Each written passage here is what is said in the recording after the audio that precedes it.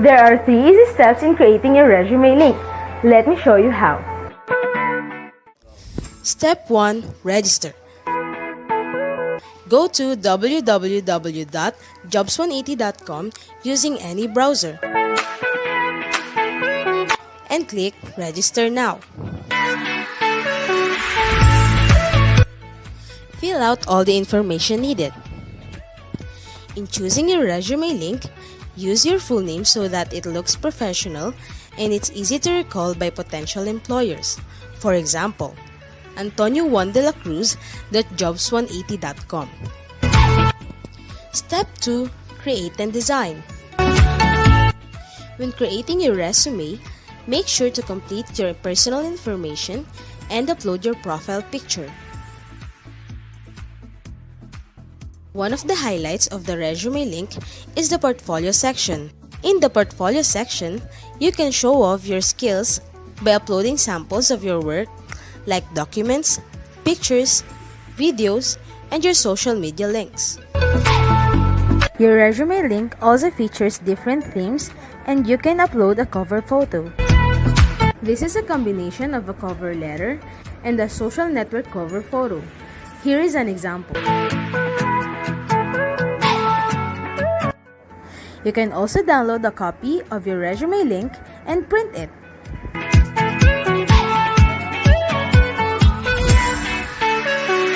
Step 3. Apply for a job. There are many ways to apply with your resume link. First is browsing the job recommendations in your Jobs 180 dashboard. If you're qualified, click Submit Resume Link. So what are you waiting for? Dress up your next generation resume, stand out brightly among the competitive job seekers in the market, and win the heart of your future employers using Resume Link.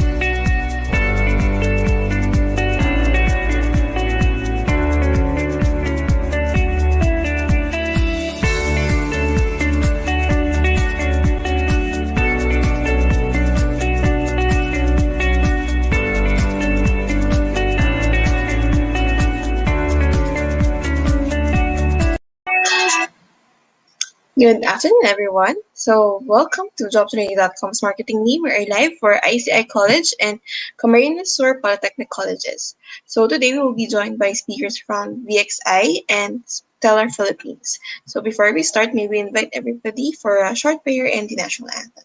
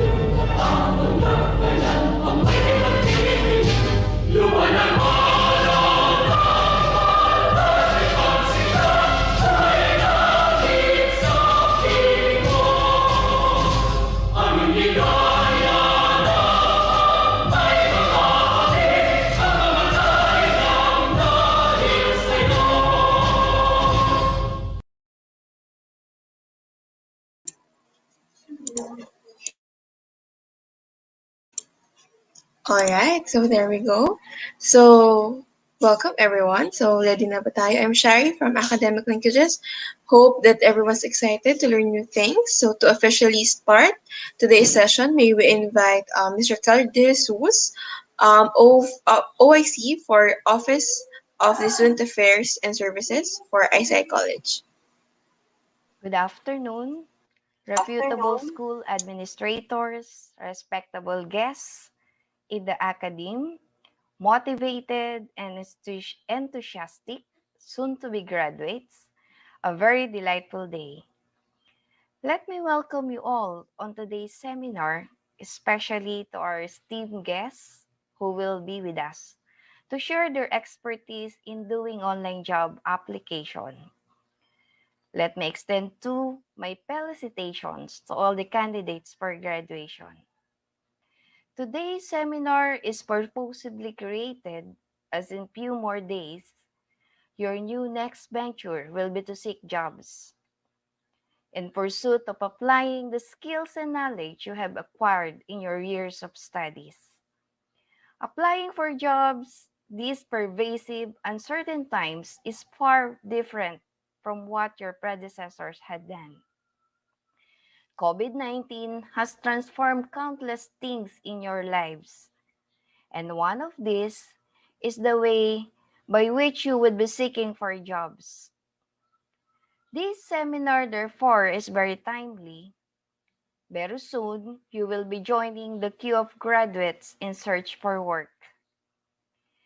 You are all fortunate to have with us today experts who are willing to share their craft in doing online job application. As you participate in today's seminar, I hope you try to reflect on how you will capitalize on the learning the guests will be imparting under this new normal. Strive to follow the learning, which I'm very certain are nuggets of wisdom. I hope this seminar will ultimately bring new knowledge. Let me take this most opportune time to congratulate all of you in your upcoming virtual graduation. To our special guests from Jobs 180, in behalf of ICI College, my heartfelt thanks for sharing your precious time and technological know-how. Thank you and good day. Thank you for that, Ms. Raquel. To represent Camarines Polytechnic colleges, we'd like to invite Dr. Churlito Cadag, SUC President 3 for Camarines Polytechnic College, to give us the opening remarks. Thank you, Ms. Shari, our MC facilitator. By the way, am I heard? Yes, sir, we can Hello? hear you. Yes, sir, loud and clear. Thank you. Good afternoon, once again, everyone. And what a privilege it is to be with you all at this juncture for the afternoon session of our virtual International Career Fair and Learning Opportunities webinar. It is wonderful to be in this extraordinary activity, an oasis of calm and wonder in the middle of our hectic undertakings. And we are glad and privileged to be part of this virtual International Career Fair and Learning Opportunities webinar. I just want to take this opportunity to extend my deepest gratitude to our esteemed speakers for this afternoon's undertaking. I'd like to mention in particular, of course, Mr. Kim Chua, Miss Michelle of Jobs 180.com, Miss Fidelity Pepito of 16 Global Holdings. I also would like to acknowledge Miss Naji Cruz of Probe Group, formerly Stellar Philippines, and Miss Tin Apostol. Thank you guys for taking some time of your busy schedule to share with us, particularly our candidates for graduation of class 2021. By the way, I also would like to greet our friends from the Immaculate Conception International. Hello, guys. Good afternoon to all of you there.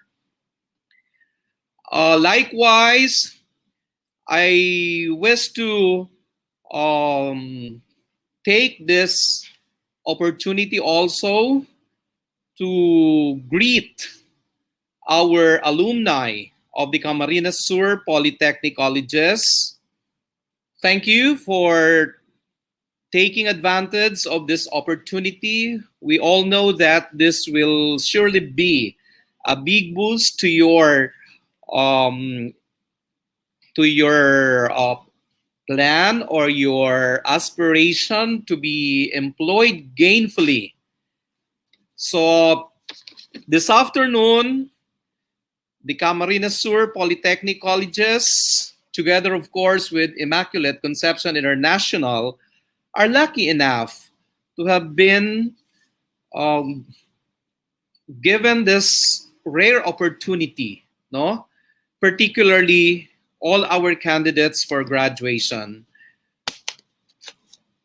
for them to be given the tips on how they would land a job, especially in these times of pandemic. This is truly a very challenging times, particularly our dear students who will soon be leaving the portals of their respective alma mater. And so, the relevant tips and updates in the corporate world, which our esteemed speakers this afternoon would share, will really be of great help to all of you. To our students, take advantage of this. Make the most out of this event. Know that this will not only provide you with gainful employment opportunities, but also a network for career exploration and professional development. Let us look forward to a fruitful interaction in today's undertaking. Thank you, stay safe, and God bless everyone.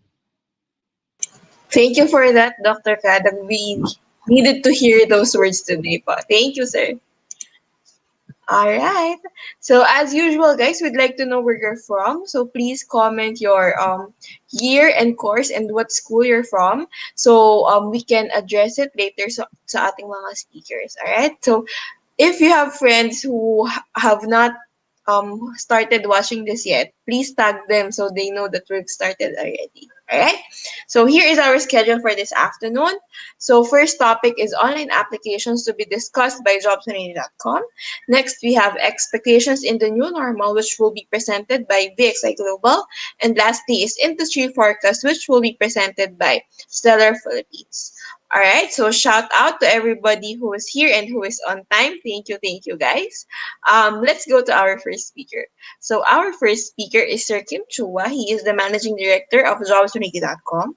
He has 20 years of experience in sales, marketing, business development, customer service, operations, business process, and human resources. So he is a trusted resource speaker and has done over 1,000 career development seminars in more than 400 plus colleges and universities nationwide. Ayan. So Sir Kim, if you're ready, take it away. The floor is yours. Everyone. Allow me to share to you how to make a job-winning resume. Yan. A lot of you are now looking for a job and exploring for the next chapter in your life. I hope that this session will be able to help you. No? Not only you, but the people that you know that needs help in terms of how to make a job-winning resume. Yan. So yan na tinatawag nating resume link. A lot of platforms right now, mga online platforms are being offered left and right. But for you to know paano to magiging job-winning tool or job-winning resume to, meron akong checklist. So go with me, no, with all these checklists. Your checklist should include the following. Number 1, kailangan mag-stand out ka. When you look for a job, you have to be able to stand out. Because if you're not going to be able to stand out, then I think you'll just be part of the crowd. You'll be one of the next applicant na wala lang, na hindi mapapansin. Another thing that should be in your checklist is that you should only have one file. Hindi dapat maraming files na iba-iba sinesend sa mga companies. Mas maganda, isang file lang para pag sinend mo, lahat ng details mo nandoon na. Another thing in your checklist is that it should make the process more efficient. Ibig sabihin, mas mabilis mag-submit, mas mabilis makita ng HR, at mas mabilis kayo makontak for possible next steps na or possible job offer na.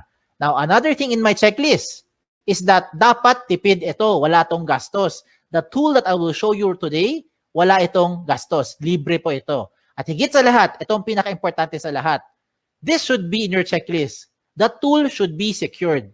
Okay, more than anything, importante talaga ang data. Pero ang data ninyo, dapat yung protectionan. And using this tool, this is the most secured resume kung tawagin. Bakit siya tinawag na most secured resume? Let me go through the next slides na. Okay? Ito ang tinatawag na resume link. Okay? A personalized URL for anyone can open online anytime. I will use an example para makarelate kayo. If you are John Santos, ang link mo or resume link mo pwede maging johnsantos.jobs180.com. Ganun lang kasimple. At yan na po ang resume link nyo. So how do you make one? Go with me through the 3 simple steps. First step is you have to register. Absolutely wala tong bayad. Libre po ito. How do you register? You go to the website of jobs180.com. That's www.jobs180.com at dun ka mag-register on the upper right side of your screen. Now, as you do that, you have to put the basic information. Okay? So, alam nyo na ano mga information yan. Hindi ko na isa-isahin. Babawasan nyo naman at alam nyo naman ano dapat ilagay. Now, as you create your account, you have to use a valid email. Okay? Now, before we go to the email, paalala ko lang, sa mga nag-isip sa inyo, paano kung hindi ako si John Santos, ano gagawin kong resume link? O yan, baka nag-isip kayo eh. So, if ever lang, meron kang kapangalan, okay, just so happen na may ibang John Santos na nauna sa inyo, ano mangyayari? Magkakaroon doon na red na box, sasabihin niya, this name has already been taken. Huwag kayong malungkot, pag taken na, okay lang, just be creative. Pwede mo gawin, baliktarin mo. Gawin mo santosjohn.jobs180.com o kaya J Santos o kaya Santos J o kaya JS o kaya SJ. Depende kung ano gusto mo gawin. Basta importante, wala kang kapangalan. Okay? Wala kang kapareho. Now, when you do this, huwag kayong OA. Do not create yung mga ganong klaseng over creative na mga resume link because it doesn't look professional. Imagine submitting to a company with your resume link that says eljablo.jobs180.com. Hindi yan mukhang professional. Okay? Now, when you register, please use a valid email. Ito yung emphasis ko lang sa pag-create nyo ng account na dapat gamitin yung email, yung nabubuksan yung email, kagaya ng Gmail, Yahoo, or any email na nabubuksan nyo. Do not create, example lang yung mga email na kagaya ng ganito, patricia@facebook.com na email.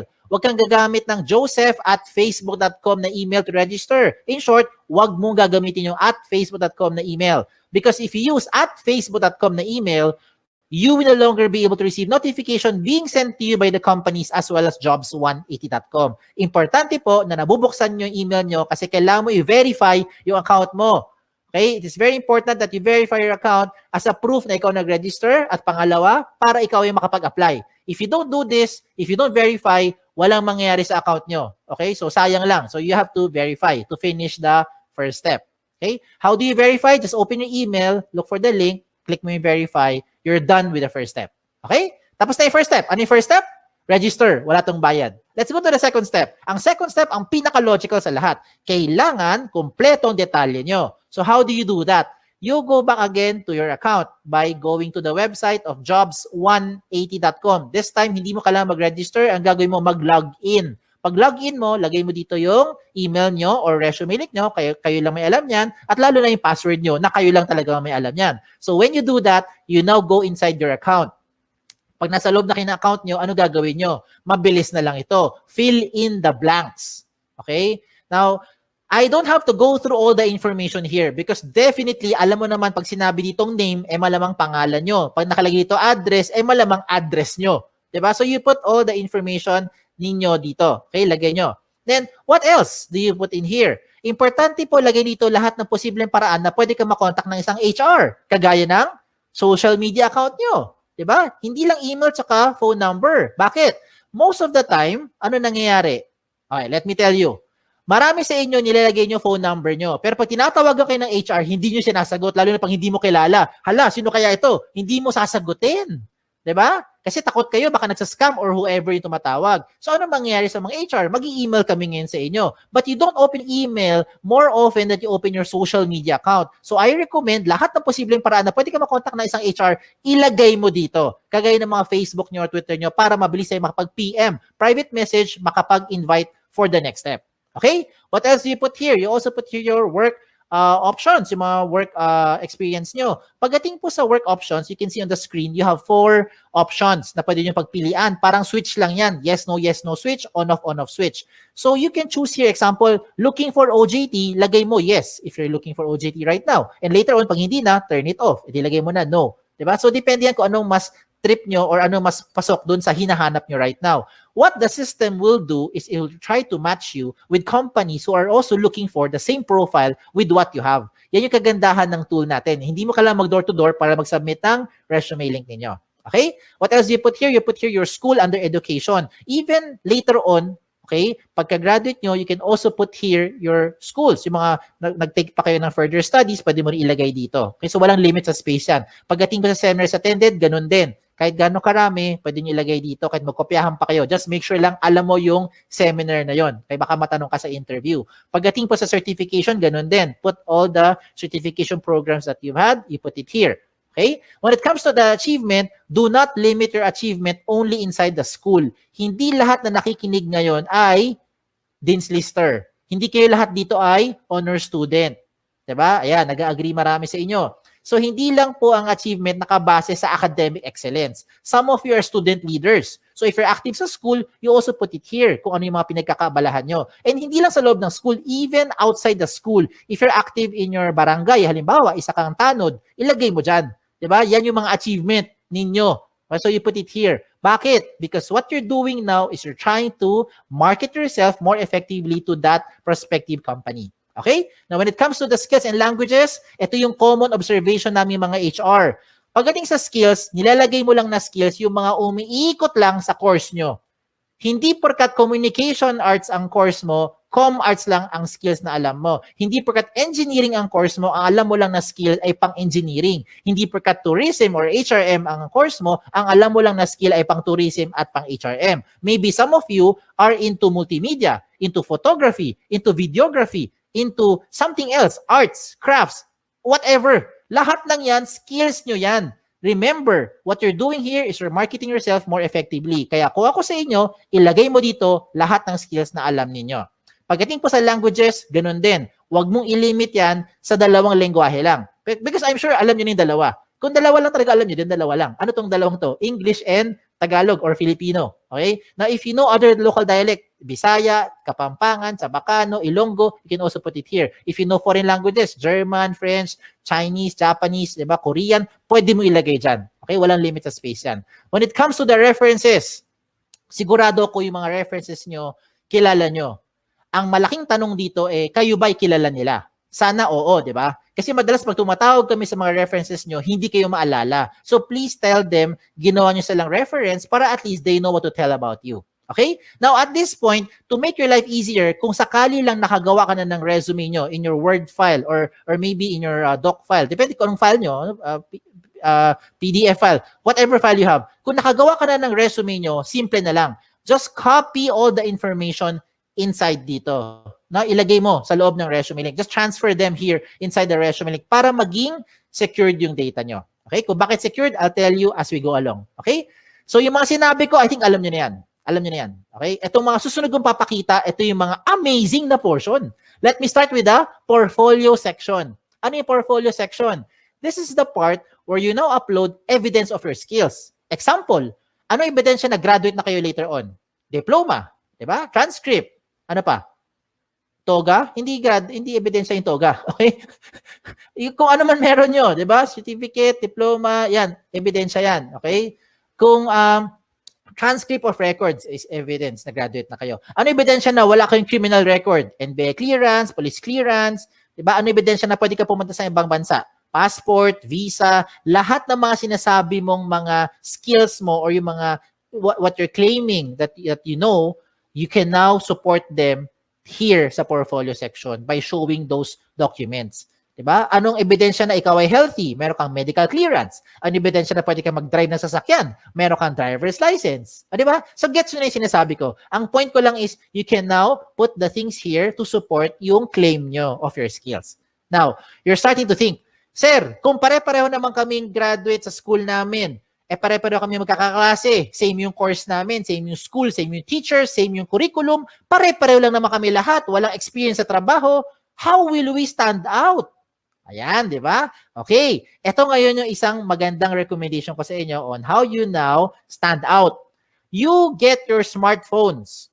Kunin mo yung mga smartphones nyo. Kung wala, manghiram sa kaibigan. Okay, hiram mo sa kaibigan mo. I-record mo yung selfie video mo. You say something interesting about yourself. Record it in about 30 seconds to 1 minute lang. Huwag na masyadong mahaba. Anong gagawin mo? Pretend that you are being interviewed by the HR. So you answer basic questions like, tell me something about yourself. O, di ba? Ano yung mga gasgas sa tanong natin? Why should we hire you? O, di ba? Just imagine na tinanong ka ng HR at sasagutin mo na lang siya. Ang maganda lang ngayon, recorded mo. So, kung di mo type yung sagot, i-delete mo. Pag type mo, you save it. Then you upload it sa YouTube or sa Vimeo. Maraming mga video channel na libre, yung mga video converter sa online. Hanapin mo lang. And when you're done, you put that video link doon sa portfolio section nyo. O, di ba? This time, it will definitely make you stand out because depende na to sa diskarte mo on how you're going to present yourself. Okay? So I leave it up to you on how you do that. Now, another thing for you to do, na sure akong hindi to makokopya ng classmate mo, ay yung picture mo. Diba? So you put your profile picture here. Now, when it comes to the picture, hindi kailangan sobrang formal na formal. Hindi kailangan pumunta sa studio. Huwag na kayo gumastos. Ang importante dito, tumingin kayo sa camera. Plain background. Okay? Plain background, tumingin kayo sa camera. Wear something, of course. Wear something decent. Okay? Do not upload profile pictures that look like the right side of your screen. Yung mga sample na yan, hindi po maganda example yan. Okay? So, huwag kayo maglagay ng mga kasi mga sample ng profile picture. Now, another good thing pa that will make you stand out using the resume link is your cover photo. Yes!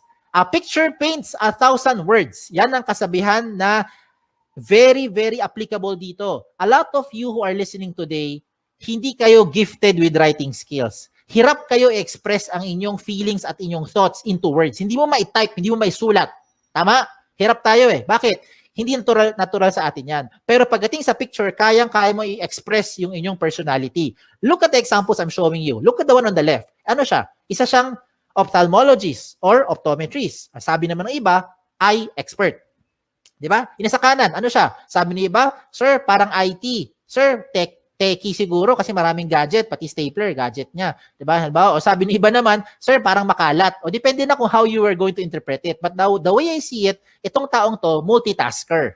Okay? Another good example I'm showing you is this one. Someone from psychology, someone from neurologist, or maybe someone who knows left and right. Ganun lang kasimple. No? So, depende yan how you're going to express yourself. Okay? Another good example pa, ito. Itong person na to, ang gusto niya sabihin, there's no shortcut to success. You will be able to reach your goal by taking one step at a time. O, di ba? So, I'm showing you good examples. Hindi yan member na Akit Bahay Gang. Hindi rin po yan social climber, in case that's what you're thinking. So, kung nagpakita ko ng magaganda example, I will also show you yung mga hindi magandang example para wag niyong gagayahin. Huwag kayo magpapaka-misteryoso.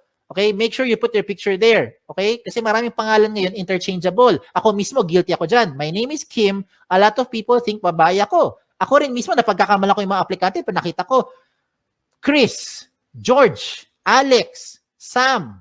O, diba? Minsan isipin ko, Joey, lalaki. Yung pala, babae. Diba? So you better put your picture there para at least alam ng HR who to expect. Okay?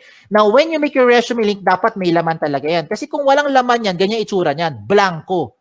And how do you expect companies will look, or HR from companies will look at your profile if you submit to them resume links that look like this? It's like submitting a piece of a paper, bond paper, or long bond paper, short bond paper na walang laman except pangalan mo. And that's the same as this one. So hindi yan papansinin ng mga HR for sure. Okay? Sayang lang oras nyo tsaka oras ng HR. Kailangan attractive. Okay? When I say attractive or catchy, do not overdo it naman. Now, this is just in my opinion. In my opinion, I think this one is not a good example. Kasi ang dating niya parang tamad, parang happy-go-lucky, parang chill-chill lang, no? Parang gano'n na dating. So, I leave it up to you on how you'll be, expressing yourself na dito. Okay? So, sa mga personality nyo. Alam niyo na anong dapat nyo gawin at hindi nyo dapat gawin. So, showing a very good example is CI expert. Tignan mo, lahat ng detalye niya, kompleto. Everything from top to bottom, kompleto lahat ng details, including yung kanyang mga portfolio section na nagpapatunay na siya ay isang licensed ophthalmologist. Pinakita niya lahat ng mga posibleng hingiin pa sa kanya ng mga HR. So bakit ko sinabi sa inyo napapabilis yung buhay dito? Hindi lang buhay nyo. Pati buhay rin ng HR napapabilis. Because once you submit all this information to that company, when the HR opens your resume link and sees everything about you, dalawa lang ang pwedeng mangyari niyan. One is, nahuli mo attention, gusto kanya ngayon kausapin or schedule for the next step, like interview or possibly job offer, or hindi ka nag-fit. Yun yung second. Di ba? Para at least, ang maganda rito, hindi na pabalik-balik, hindi na siya tatawag para sabihin, hello ma'am, meron ka bang evidence na graduate ka na talaga sa school na yan? Can you send me your transcript? Diba? Can you send me yung mga evidence or yung mga sample skills or sample work mo kasi you are in IT or in graphic design? Diba? Gets yung maibig ko sabihin. Wag nang pabalik-balik, sayang yung oras. Okay? Time is of the essence, lalo na ngayon. So you put everything there, at least pag nakita ng HR, diretso na kagad sa pagprocess sa inyo. Okay? A lot of you are now thinking, Sir, pag gumawa ako ng resume link at nilagay ko lahat ng information ko dyan, baka naman yung mga data ko nakakalat na sa buong mundo. Baka naman yung mga information ko nakalantad na sa buong internet. The answer is, no. Kaya nga siya tinawag na the most secured resume. Okay? Bakit siya tinawag na most secured resume? Because you have the ultimate control over your privacy settings. Follow the screen. Inside your dashboard, when you log in, you can go to your settings. Sa settings mo, to be specific, puntahan mo yung privacy settings. In your privacy settings, you choose the information that you want to show in public. Halimbawa lang you do not want to show your birthday. What do? Turn it off. Ayaw mo pakita yung address mo. What do? Turn it off. Ayaw mo pakita ang inyong references. What do? Turn it off. So lahat na naka-off, hindi lalabas sa public. At sino may control niyan? Kayo lang. O, di ba? Ang maganda pa rito, real-time update yan. Halimbawa, today, you decide not to show your birthday, your address, and references. And then 5 minutes later, you decide, sige, pakita ko na nga birthday ko. Turn it on. Real-time. 5 minutes later, the moment you save your settings, lahat na binigyan mo ng resume link, updated na rin sila real-time. As in real-time. Di ba? Ayos, di ba? Sige, tuloy natin. Tuloy pa natin to. So, reminders ko na lang sa mga late na dumating or kakakinig lang, when you make your resume link, make sure that your profile is interesting and attractive. Okay? Wag OA. Iba yung over naman yun. No? Wag naman ganun. So, make sure it's attractive, it's catchy. Complete all the information, especially your contact details. Kasi sayang naman lahat ng ginawa mo, nahuli mo attention, hindi ka makontak ng HR. So, better make sure nandyan yung mga contact details na updated. Okay? So, yan. So, tapos na tayo sa 2 steps. Last step na lang. Ano yung first step? Recap lang. First step is register. Wala tong bayad. Libre po yan. Second step is for you to complete the information. Yan ang pinaka-logical. And the last step now is for you to submit. So, you're now thinking, okay to paano ko gagamitin ngayon yung resume link? Bigyan kita ng iba-ibang paraan. Okay, lahat ito practical application para makarelate kayo. Unang option, pumunta ka sa website ng jobs180.com. That's www.jobs180.com, and that's where you now start to look for companies. Type the companies that you're looking for. Pag may lumabas, edi good. Pag walang lumabas, edi wala. Okay, huwag din pilitin. Okay? Now, you can also see there a lot of companies, a lot of company logos that you can shop around, you can choose, learn about the company, and if you want to be part of the company, I recommend you submit your resume link kahit na hindi ka pa qualified. Let me repeat what I just said. If you want to be part of an organization, if you want to be part of that company, even if you are not yet qualified, I recommend you give your resume link to that company. Bakit? Imagine, kung ngayong hapon, ngayong araw, nagsubmit ka ng resume link sa isang kumpanya na naghahanap ng 3 years experience na aplikante. Wala ka pang 3 years experience. Okay lang. Because nabigay mo na yung resume link mo sa kanya, pagdating ng 2024, siguro naman by that time, meron ka ng 3 years experience, di ba? Kasi nag-work ka na ngayon by 2021. By 2024, may 3 years experience ka na, pwede ka na ma-qualify dun sa position in-applyan mo. And you never know. That company might just contact you later on, provided that your details are still updated. So you have to update those information real time. Ayos ba? Ayos, di ba? Wala nang pabalik-balik. Hindi mo na kailangan magbalik-balik dun sa kumpanya para sabihin, nag-apply po ko sa inyo last year. Ako po yung OJT nyo 3 months ago. Wala nang ganun. Okay? Another practical application. When you submit your resumes through email, how do you do that? Madalas, ito ginagawa natin. Mag-email tayo, sasabihin natin, Dear HR Manager, I would like to apply for the following position and this is my resume. Ano gagawin nyo? I-attach mo yung Word file mo or PDF file mo. Tama? If that is how you're doing it, wag mo nang gawin yon. Wag ka na mag-attach ng anything sa email. Pampabagal lang yan, tsaka makaluma na yung style na yan. Bakit ko sinabi yon? Kasi hindi mo na kailangan talaga mag-attach ng anything. Ang gagawin mo, i-type mo na lang doon sa email mo yung resume link mo. Example, Dear HR Manager, I would like to apply for the following position. And this is my resume. In this example, Antonio Juan de la Cruz, 01.jobs180.com. That's it.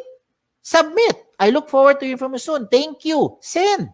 Every time meron kang babaguhin sa details mo, hindi mo na kailangan padalhan yung HR. Kasi kung ginagamit mo mga attachment, ang kulit niyan eh. Ang kulit, saka nakapagod. Ano gagawin mo pag nagbago ka ng phone number? Dear HR Manager, this is now my updated resume.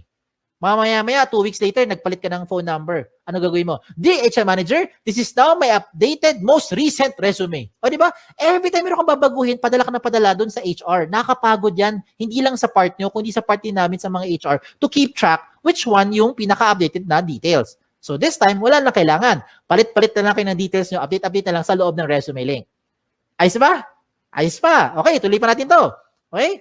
If you want to print your resume, this is now the good news. You can now print your resume link. No matter how much information you have, the system will try to compress everything into one page. So kung gusto mo talaga mag-print ng papel at mag-submit sa mga kumpanya, walang kaso. Pumunta ka lang sa dashboard mo, hanapin mo yung print na option at mamili ka kung 1 column or 2 column version ang gusto mo i-print. What the system will do is it will try to compress everything into one page para tipid na. O, di ba? Now, usapang tipid. Ito mas tipid pa. Gusto mo mag-print ng resume pero gusto mo magtipid. Itong gawin mo. Gumawa ka ng resume link card. Ano tong resume link card? Sa isang pirasong long band or short band paper, mag-design ka ng maraming resume link card. No, maliliit lang, parang business card ang dating. In one piece of paper, I think you can make 10, 20 sets of cards. Depende sa size ng papel mo. At ang importante lang ilagay mo dyan sa resume link card mo ay syempre ang inyong resume link. Diba? So, hindi mo na kailangan ilagay lahat ng details mo sa resume sa loob ng maliit na papel. Lagay mo lang resume link mo. And that is what you now give to the companies when you start applying. Look at the picture I'm showing you. Diba? Tipid. Hindi lang tipid. Secured pa. Tingnan nyo. If you submit yung big paper resume nyo, long band paper, sinubmit mo sa isang kumpanya, nag-apply ka. For some reason, nilipad ng hangin. Yung nakapulot ng papel na yan, alam na buong detalye mo because everything is in that one-page printout. Now, if you lose that small piece of paper, don't worry. Meron kang peace of mind. Bakit? Yung mga kapulot niyan, limited sa privacy settings mo because you have the ultimate control over your privacy settings kahit na i-type niya yan sa browser. Okay? So, ang recommend ko rin sa mga nakikinig, use the gadget. Take advantage of the technology. Use your gadget, your laptop, your cell phone, your tablet, kung ano man. Okay? Para ngayon kasi, this day and age, technology na ang gamitin natin. Kung mano-mano pa rin kayo, wala kayong gadget, okay lang. Huwag kayong malungkot. You can still submit to the companies by just simply writing the resume link on a piece of paper. As simple as that. Okay? So, again, sa mga nagtatanong, ano yung mga guidelines ko para makagawa ako ng job-winning resume? Ito yung guideline ko. Ito yung checklist ko. Are you using the right tool? That's the ultimate question. There are so many tools right now, but these are the things that you should consider when you make your resume. And that is the resume link.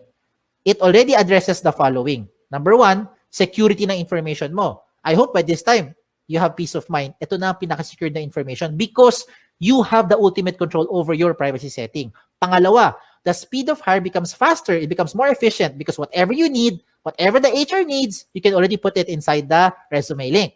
Another thing is that it's flexible. If you want to print, just in case lang gusto mo talaga mag-print ng resume nyo, you have the option to print it. And you don't have to worry about saan ko sinave yung file na yan, saan ko tinago, wala nang ganun. Just log into your account and print. Mamili ka lang kung 1 column or 2 column version.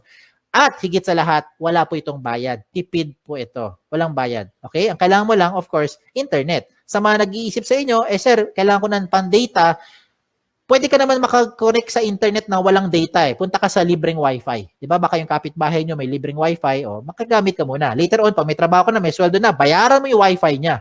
O, di ba? Bawi-bawi lang yan. No? Give and take. And there are a lot more benefits to just what I've mentioned. Marami pang iba. You can share your resume link to whatever platform you want to share it to. Gusto mo i-text? Gusto mo siya i-private message? Gusto mo i-send via Viber? Kayo bahala. Pwede mo i-share. Basta kayo may control. Ganun lang kasimple. No? Kung hindi mo ito binigay sa kahit kanino, hindi malalaman to nung taong yon. And you don't have to save it to whatever USBs or hard drive. No need na. Wala rin tong mga tipong version na kailangan pa mag-compatible. Walang ganun. Lahat ito compatible. Pwede lahat. Okay? So, shout out na lang ako. Shout out to all our school partners. By the grace of God, right now, we have about 400 plus colleges and university partners nationwide, including your alma mater. So, thank you. We're very thankful for this opportunity that we're able to do this kahit tayo nasa loob ng bahay, kahit kayo ay nasa loob ng bahay. So, hindi tayo physically nagpe-present, pero nakakatulong pa rin tayo, especially if you have friends or relatives whom you think would need this tool. Please share this to them. Okay? Sa mga nagtatanong naman ng mga frequently asked questions, sasagutin ko na. Ito kasi yung mga common questions na kadalasan tinatanong sa akin. Ang tanong, can I give my resume link to companies who do not know about jobs180.com? The answer is absolutely yes. It depends kung sino ang bibigyan mo. Ikaw may ultimate control niyan. Okay? Pangalawang question, is this the same as other job platform like LinkedIn, JobStreet, iba pang mga job site? The answer is no. Meron tong dalawang major difference. Yes. Lalo na pagdating sa security. Okay. Of course, explain lang ako ha. Okay. With respect to the other sites that I've mentioned, let me just use JobStreet as an example para lang mas makarelate, no? Para makarelate. You can only use JobStreet resume if you're applying to companies who are also using JobStreet. If you're applying to a company who is not using JobStreet, you cannot use your JobStreet resume anymore.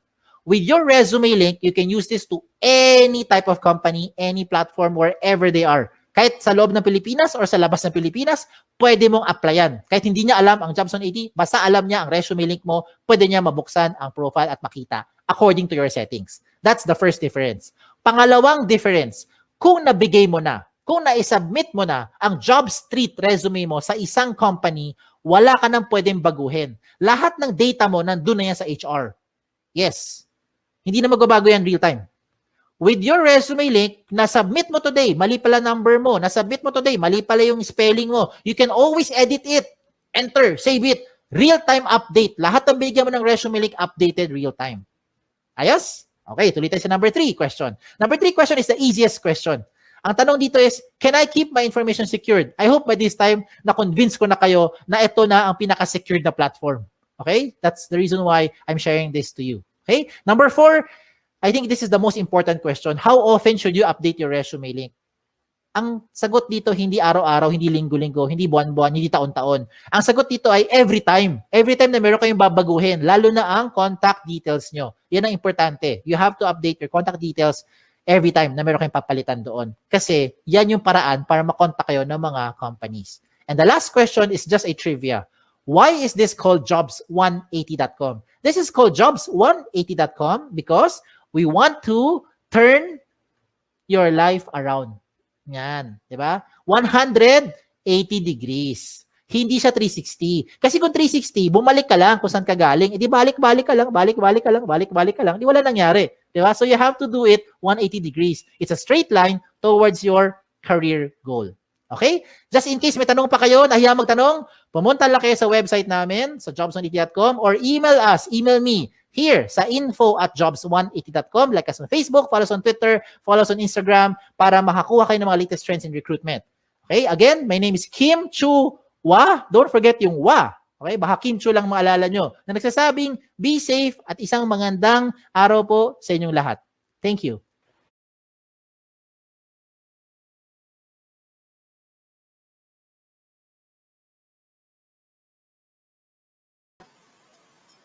All right. So thank you for that, Sir Kim. So it's time for questions, guys. If you have questions for Sir Kim, type nyo lang sa comment section natin. Yan. So habang nag-iisip kayo, nag-prepare na ako, sir.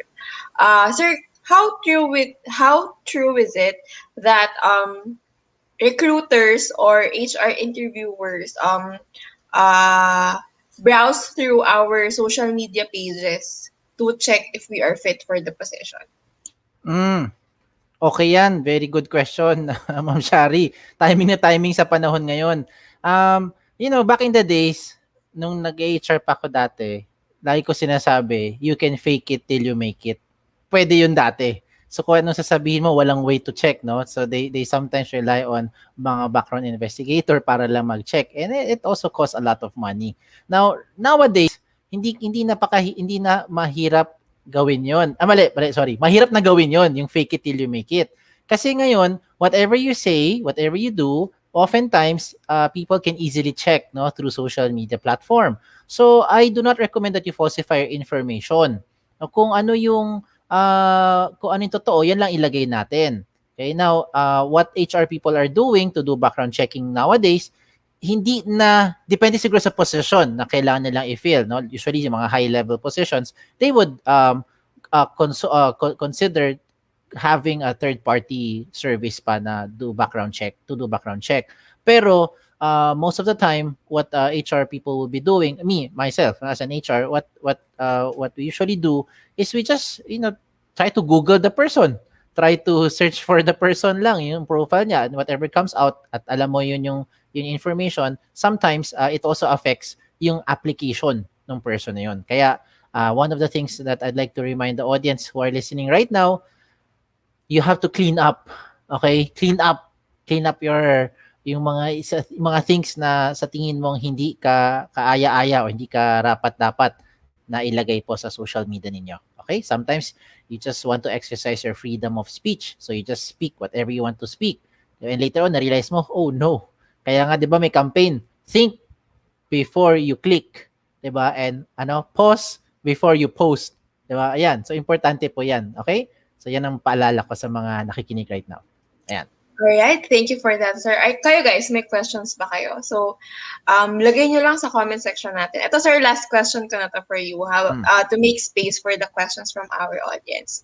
Sir, okay. Nung nag-human resource pa kayo, ano po yung una yung hinahanap or ano po yung una yung tinitignan sa isang application or sa isang resume profile? Ganyan, okay. Sir. Okay, thank you. Granted na na-catch yung attention, di ba? If I base it on resume link, granted na nahuli na yung attention ko because I see a very catchy and attractive cover photo. Parang, uy, okay to parang ganyan. Granted that the first thing I look at is the skills. Yan yung unang-una. No? Doesn't matter. I don't really look at the school. I don't look at yung age profile. Maybe those come in later on. Yung age, yung location. Kasi naman, okay nga yung profile niya, pasok na pasok. Yung hinahire mo, example, sa Manila dapat yung position, kaso nakatira sa Batangas. Diba? Tapos medyo talagang araw-araw balikan, medyo mahirap din mangyari yun. Diba? So I have to look into those details. Pero later on yan. Yung pinaka-una, just to answer your question, the first thing is really the skills. If the skills will fit dun sa profile. That's why I always remind the audience, even if walang connect sa inyo yung course, no? Yung ina-apply yung trabaho, walang connect sa course nyo, go for it as long as you think you have the skill sets for those type of work and you're qualified for that, continue to apply. I encourage you to apply. Okay? Ayan, so There. saktong-sakto, sir. Yan yung mismong tanong ni Sir Jimu Orejo. Ayan, sir. Hmm. Is it possible to be recognized in a different field of work even though you're a graduate in a different program?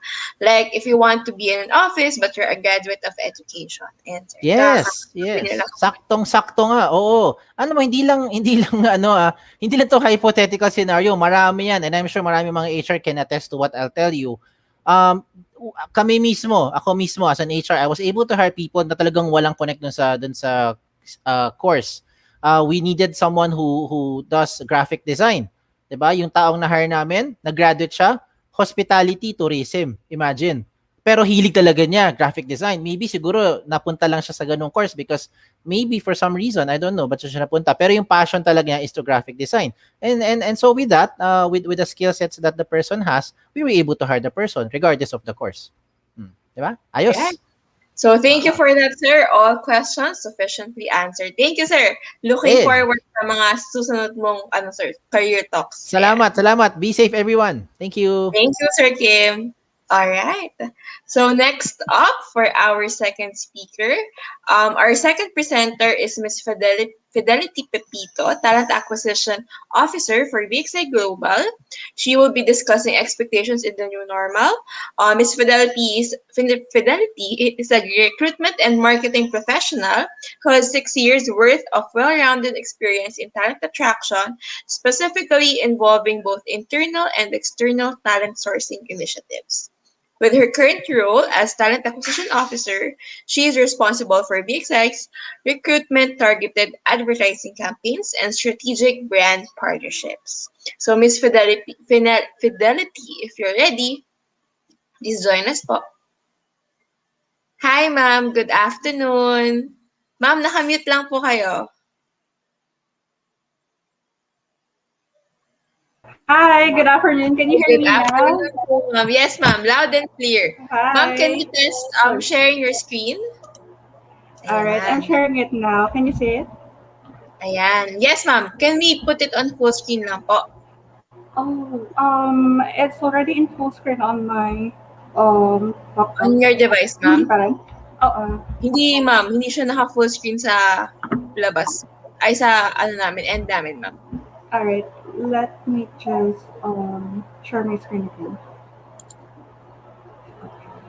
Share entire screen, ma'am, for screen share. All right. Alright. Entire screen. Okay.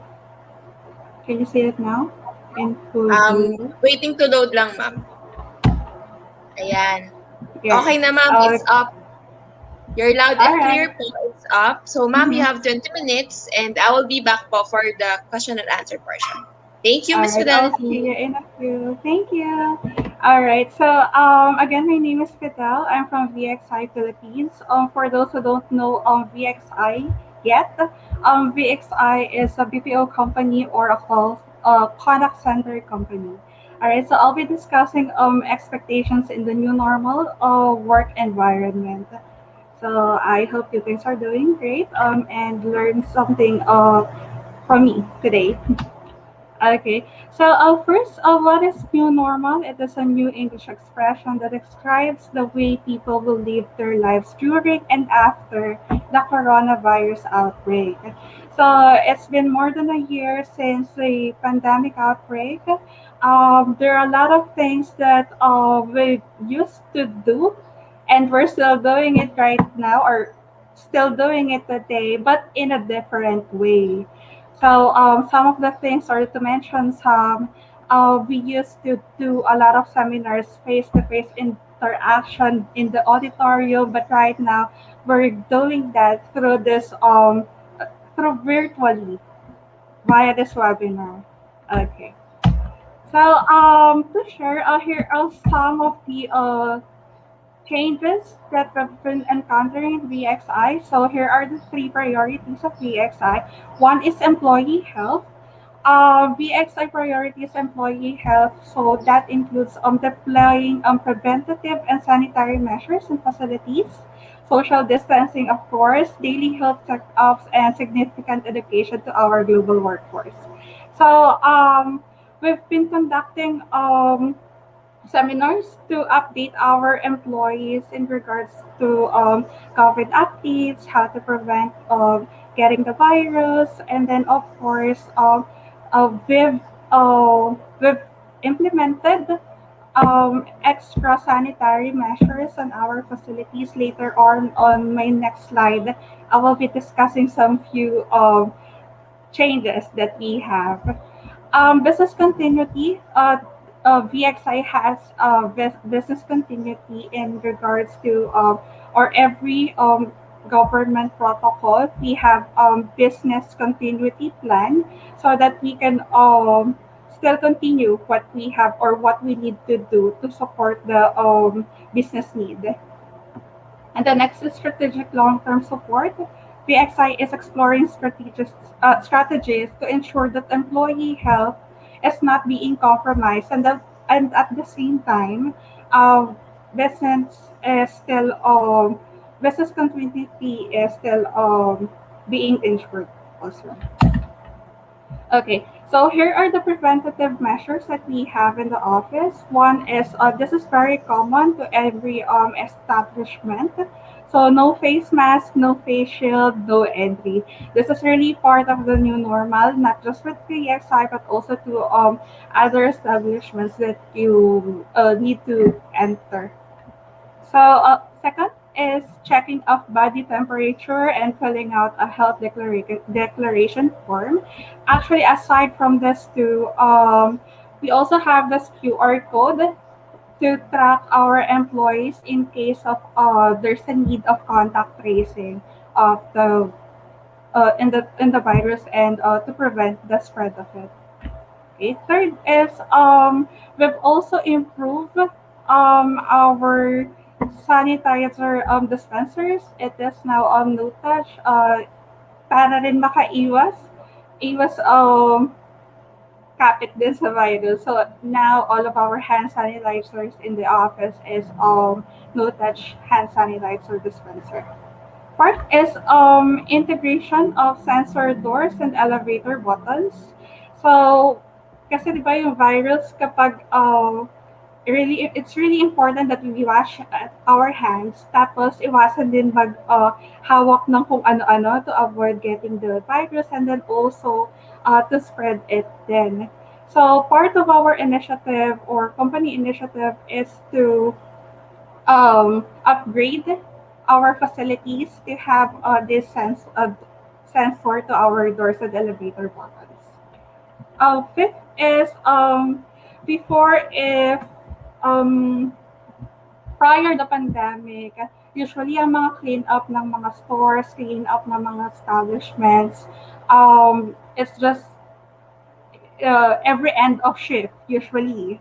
But right now, para rin extra ma-avoid yung virus during this pandemic, we have this every few hours, a comfort room, sa common areas. We make sure that all of it is being sanitized. So we have two teams who's doing that. Internally, we have our housekeeping team who does that every few hours and every end of shift. And we also have a third party vendor who does our professional housekeeping cleaners who does all the sanitation then aside from our in-house team just to be extra safe. So part of the new normal, preventing overcrowding is part of it. So on our workstation, seating arrangement it shall be observed 1 meter distancing, and actually we also do um, one station apart to some of our sites just to be extra careful during this pandemic. Second is limited people in a conference meeting room, or actually this is we really don't recommend meeting or physically to our team members. As much as possible, we meet virtually like this one. But if it's gonna be urgent, the only maximum person who can meet physically is just five, and then it should not beyond 15 minutes, just to be safe also during this new normal. Third is adding acrylic physical barriers in the workstations, canteen or pantries, and other areas to reduce risk. So, aside from wearing a face mask and face shield, we also have the barriers or the acrylic barriers just to avoid the physical contact between our employees. Okay. And fourth is avoid of big group meetings, assemblies, and team building events. But alternatively, we still have this virtual meetings or virtual engagements just so that our employees can get together, have fun. We actually just recently had a virtual general assembly where employees was able to still show off their talents, still show off or join or participated on some of the contests that we've prepared just to some bonding pa rin during this pandemic, and that is the new normal. Okay. Next is how to cope up in the workplace in the new normal. Um, One is enhance communication quality. So communicating to one another is really important, especially this trying times. We don't know kung ano yung pinagdadaanan ng bawat isa. So, it's really important that we communicate to our team members, to your colleagues, if how to if kamusta na sila, how are they doing? Do they need your help? Or is there anything that you can do para mapadali yung group task ng group niya? And then, keeping up morale between team members. As I've mentioned earlier, we still have gatherings, but virtually. So, aside from what I've mentioned earlier sa engagement na we have, or to mention some, we actually just had this TikTok contest where employers can just send their entries online, and then they can get money as their winning as their prize. We have this photography contest and even some pageants that is being done virtually. You know, just to para makapag chill kahit medyo nakaka-stress during these trying times. So number three is be agile to adapt. So uh, the only thing that is constant is change. So you really need to have this ability to adapt to some things and then some changes. So iyon, I really do advise everyone na um, you have you need to have this capability to adapt sa mga changes. There are still a lot of things that we don't know yet, or there are still a lot of things na matutunan natin along the way during this pandemic. So you need to be no, you need to know how to adapt. Okay. So here are the things that you need to consider when applying in the new normal. One, you need to know the recruitment process of the company that you're applying for or that you would like to apply for. So with BXI, well, we still have or we still accept walk-in applicants to our recruitment offices. It's 8 a.m. to 4 p.m. in Manila offices, while it's 10 a.m. to 6 p.m. to our Davao sites. But we still highly encourage our applicants to just apply online instead of applying physically on site, just to be safe. So for that, you can check out our job openings at jobs180.com/pxi. So you can check out our job openings in there. So that's one. You need to know the recruitment process of the company that you're applying for. And then two is a work setup of the job vacancies. So for your own safety, of course, and then for your own safety and for in consideration on your wants, you need to know kung ano ba yung work setup ng pinag-a-applyan mo. So is it a work from home setup or is it a work on site setup? Once you know that, you need to ask yourself, are you amenable to work on site? Or second, are you capable to to do work from home in line kung ano yung requirements na hinahanap ng company na ina-applyan mo. So that's three things that you need to consider when applying during these days. And then actually the next slide would be my last slide already. Just to share some thought. So it is not the strongest or the most intelligent who will survive, but those who can best manage change. So it doesn't mean that you're not a dance lister right now, that you're not a part of the honorable list. Uh, it doesn't mean that you won't make it. Um, so yeah, it is not the strongest one or the most intelligent one. Pero what important is you know how to adapt and you know how to manage change. So that's it. If you do have some questions, I think I can try my best to answer your question. Let's go. Thank you for that, Miss Fidelity. Ayan. So, guys, we are open for questions. If you have questions for Miss Fidelity. So, while you're thinking Mhm. about your questions, ma'am, we just want to Mhm. ask what are the positions that are open for VXI and Mhm. are they eligible to apply the students po? Mix of courses naman sila, ma'am, from CSPC and ICI Mhm. College. Yeah, first of all, I'd like to congratulate you guys in advance. I've heard that you're about to graduate this year or this semester. So, yeah, we currently have a hiring for actually almost 2,000 agent hiring right now nationwide. So we do have an offices in um, MOA, Molavisha, Makati. We have three offices in Quezon City, and then we also have one in Ortigas or Pasig. And then we also have one in Pampanga, and we have four sites in Davao. So we do have a hiring for a technical support representatives, customer service representatives, and sales associates. And aside of that, we also have corporate openings.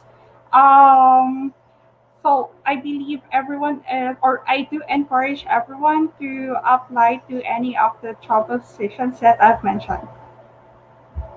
All right. So, thank you for that, Miss Fidelity. Mhm. One last question na lang, ma'am.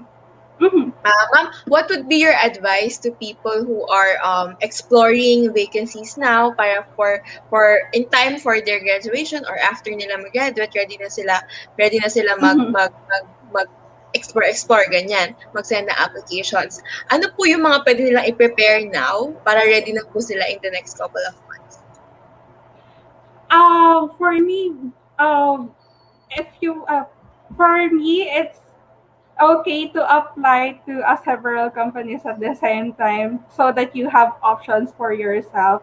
But in terms of preparation, I think you really need to check the company first if kung saan kayo mag-a-apply.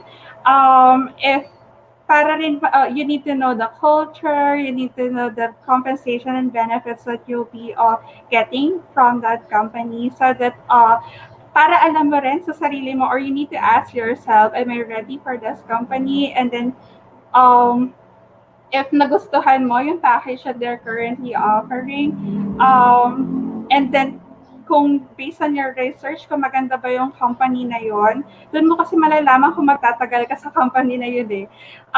So that's one. I do advise our candidates to search for the to search or do some background research sa company na ina-applyan nila because their new right now is really important then.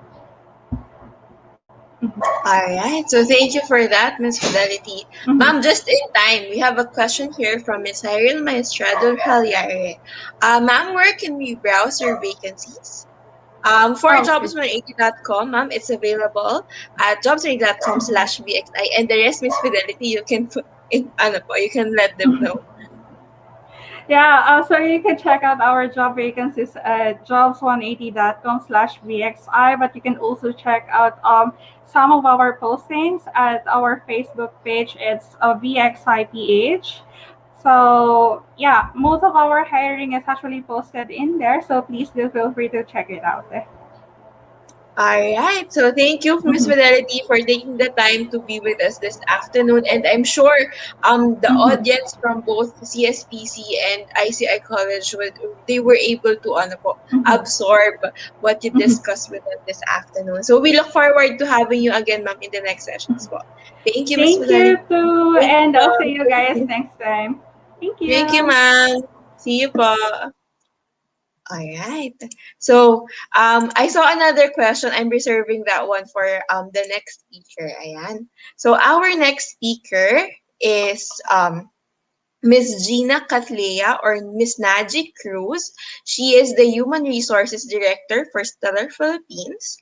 She has over 22 years of experience and expertise not just in human resources, benefits administration, optimum rewards and retention, audit and compliance, but also in training, people management, employee engagement, project management, continuous process improvement, change management, data and records management, payroll management, functional and system enhancement. She also supported various onshore and offshore projects in the Philippines and abroad as HR support for payroll, systems and training in Kuala Lumpur, Malaysia, and Hong Kong, as global support for the HR shared services support for payroll, data management, HRIS, and engagement in Singapore, US, and Canada. So Miss Zina graduated with a degree in psychology from Far Eastern University. So Miss Gina, if you're ready, please join us po. Hi, ma'am. Good afternoon. Hi, Thank you for good joining us po afternoon. this afternoon po. Ma'am, can we test sharing your screen just so we know if it's functioning? It's going to be Teen Apostle who's Yes, going ma'am. to share the screen. Yes, Yeah. ma'am. Yeah. Ayan, ma'am. It's loading na po. Ayan. All right. So, ma'am, we have a mix of audience watching here with us. So, on the right side of your screen, you can check out the comments from our audience po while you're presenting para makita niyo po kung ano yung mga courses nila. Kung may questions po sila, dun po natin makikita sa site. So, ma'am, I leave it to it. You have 20 minutes and I'll be back for Q&A. Thank you, All Mrs. right. Nancy. Thank you, and thank you everyone for allowing me to have this opportunity as well to have this presentation with you. And I'm so glad that I do have here a mix of audience who are about to graduate and maybe an expanded audience as well for those who have already graduated and still looking for a job, and those who are actually working now and seeing us in Facebook. So again, welcome everyone, and thank you for having me here in this session. So the topic that we have here, the topic that's been assigned to me actually is industry forecast, landscape of employment demands and expectations. And I'm really glad that I've had this opportunity to have this topic because it also connects to the first two topics that were discussed earlier in relation to your resumes, and at the same time as to what is the new normal right now in different industries or probably in businesses. Okay, so let's start off. Probably a question is what is forecast and what is landscape? So, forecast technically is just a technique that uses historical data or more like a predictive information determining the direction of the future trend. So, more like what's the possibility na mangyayari or ano ba yung na-foresee natin na posibleng mangyari. And this is all based on certain information or data that we currently have right now. Okay? And when we say landscape, landscape is more like if you can imagine or probably you're familiar with landscape sa mga bahay ninyo pagdating dun sa garden maybe the gardening or garden ng bahay ninyo. Landscape is more of a physical environment.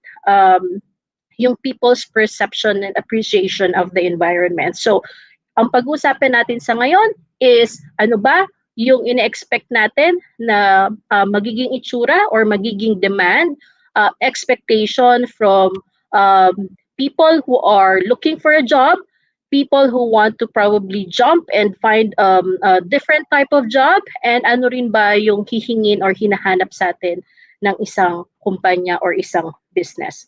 Okay? So there we go. Let's move on to the next. Okay. So before we proceed with the main topic that we have that's been assigned to us, maybe it would be good for us to also start off with a very important question. What is that question? So earlier, Felicity, if I got her name right, from VXI has mentioned about the new normal. So ano na ba yung itsura ng kapag pumapasok sa isang opisina, di ba? Compared noon and then ngayon na nagkaroon tayo ng COVID or may pandemic tayo. And if you can imagine, as to what Felicity has mentioned earlier, it's kind of similar to how what you expect if you go into a grocery store or maybe in malls, 'di ba? Kung pupunta kayo doon, ganun din naman ang ine-expect natin sa isang opisina. Okay? Pero what's happening now and what's going to happen probably in next year or the 2 years from now or 3 years from now, kasi we're already beyond 1 year of having COVID or being in pandemic, 'di ba? Kamusta na ba tayo after 1 year or more than 1 year? Kamusta na ba tayo now that there is a rise in vaccination rates? Marami nang nagpapabakuna sa ngayon, nag-start na tayo, not just in the Philippines, but also in other countries. So does that mean COVID will soon go away? So that's the question eh. Does that mean by next year, pwede na akong mag-travel? Does that mean by next year pa pwede na or probably by end of the year, pwede na ako magtanggal ng mask ko kasi nabakunahan na ako? Can I go freely and do the things that I have used to, enjoy doing previously? That's the question now. And with that question, of course, we go into the experts. You know, we would like to hear out the answer of the experts. And according to the experts, sadly, COVID-19 is not yet going to not going away yet. Okay, it will still be with us. Okay, regardless of how much we would like it to go away, somewhat nandito pa rin si COVID. Okay, why is that? Bakit sinasabi nila nandito pa si COVID? Because number one, we have to remember that there's been a lot of COVID variants already. There are mutations that's happening, and I'm not an expert in medicine, or I'm not a medical practitioner to actually discuss this further with you, but based on the information that that I'm able to gather, I'm sharing this to you. Okay, so there are mutations in relation to the virus. If you can remember, meron yung tinatawag na UK variant, meron tayo no South African variant, and recently we have this global concern, which is the Indian variant. Okay. And even if we do have these vaccines right now, and experts are actually saying that vaccine is our solution to fight this pandemic and eventually go back to normal, but it would take time before everything gets to the old normal, because we have this new normal na tinatawag, di ba? So bago tayo masanay at bumalik dun sa old normal natin, it would take some time. Okay, and we'll never know whether or not we would still be able to go back to that. But based on the study and the information that we have on hand right now, it would take some time before we be able to adjust and remove all those masks and everything. Okay, so with the different variants, like I've mentioned, and even with the vaccination right now, it would take some time before natin makita talaga yung impact nan. Okay? Not everyone, we have to remember that not everyone actually would probably take the vaccine. They still have that option. They have the choice to actually, can you just go back, sorry for in the second slide. Yeah, okay, thank you so much, Teen. Meron tayong option to actually take the vaccine or not. Although we are promoting na mag-vaccine tayo, some probably would not take it based on their own beliefs. Okay? There's also this supply of demand that we have to understand pagdating sa vaccines. So yung vaccines natin sa ngayon, like in the Philippines, there are vaccines that are coming in. However, meron din tayong scarcity when it comes to the vials, di ba? So even in other countries like US, they would like to make sure na yung vaccines na nagagawa nila or yung vials na nagagawa nila would be used first to their people before siyang maipadala sa ibang bansa. So again, the demand is something that needs to be addressed as well.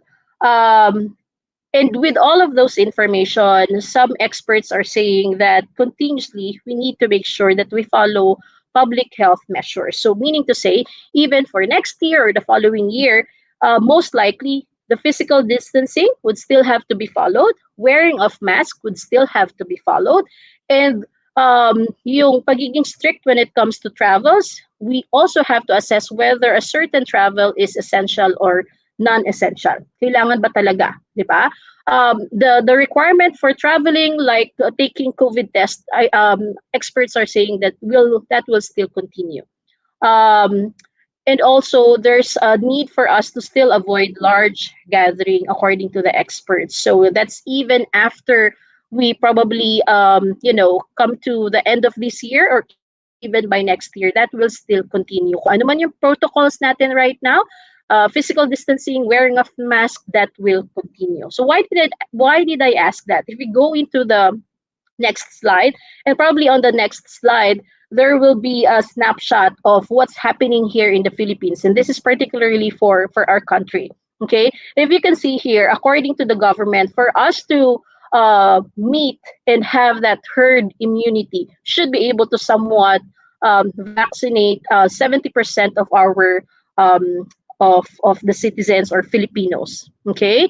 But looking at the data that we have here, and as of May 14, so when was that? Saturday or Friday?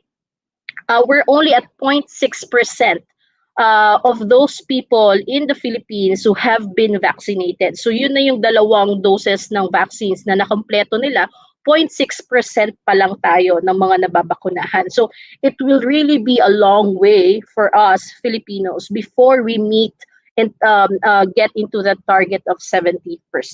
Okay, so medyo mahaba-haba pa yan, and I don't think we would be able to complete that and meet that by end of the year. Next slide, please. Okay, so what's the importance of that question to the main topic that we have here? The main topic that we have is the shift in employment landscape of the employees and employers. So ano nga ba yung nakikita natin na kakailanganin, i-demand or hihingin sa atin ng mga employers or businesses, and at the same time, what's the expectation for those people who are working and want to apply? Okay. The reason why I've made that as the first question is because it means na kailangan natin ilagay sa isip natin na yung physical distancing, the wearing of mask, being vaccinated, those things will still be part of our daily lives as we apply. Okay? And it also means that things would also have an impact to the business. Okay? If we go into the next slide, please. Okay. So, having said that pandemic or COVID-19 will still be part of our daily lives for the next year, it also means that businesses will continue to invest in relation to offering work from home. Okay, so there are different setups na maririnig ninyo na ino-offer sa isang kumpanya. Meron yung mga work from home. So, ibig sabihin, pwede ka magtrabaho sa bahay, ipagpatuloy yung trabaho mo sa bahay. Meron din naman na depende dun sa trabaho na ina-applyan mo, you need to report to the office. Okay? And next to that is blended work. So, ano ibig sabihin nun? Ibig sabihin nun, yung blended work or setup is that may mga times na nasa opisina ka, may mga times na pwede kang magtrabaho sa bahay mo. Okay? Meron din naman na set of employees na kailangan nasa opisina kasi yun yung demand ng trabaho nila. Meron din naman na pwede na all throughout ng stay nila or ng trabaho nila, nasa bahay lang talaga sila. Okay? So that's what we call as alternative work arrangement. And it's going to be the same for on the side of the business we're in. They will be required to make sure na virtually they will be able to support the employees. Okay, so they need to invest on systems or tools that would somehow help employees na kahit nasa bahay sila, continuously nakakapagtrabaho pa rin sila, na namamanage or namomonitor pa rin yung performance nila. Kasi unfair naman sa employee na nagtatrabaho sa bahay, 'di ba, na hindi siya nakikita ng boss niya, pero nagtatrabaho siya na maayos. So how do you monitor the performance of that employee? So there are certain tools or systems that the company should be able to invest on para matignan 'yan at matulungan yung mga empleyado nila. At the same time, meron din tayong investment on the side of the business kung saan kailangan nilang i-automate yung iba nilang mga bagay, mga proseso. So what is that? So let's say in recruitment. Previously, recruitment, masasanay tayo na meron tayong mga walk-ins. So pag nagpunta ang isang aplikante sa isang, let's say, na mag-a-apply sila sa Stellar, Stellar is also actually we are called as Probe Group now, but previously we are known as Stellar. So we're also a BPO company similar to VXI. So let's say you're going to apply for a position that we have in Stellar, diba? Or in Probe. And what you need to do is to just identify or probably know ano ba yung address nito at pupunta ako. So pag nagpunta kayo, mag-walk-in kayo, you'd be entertained.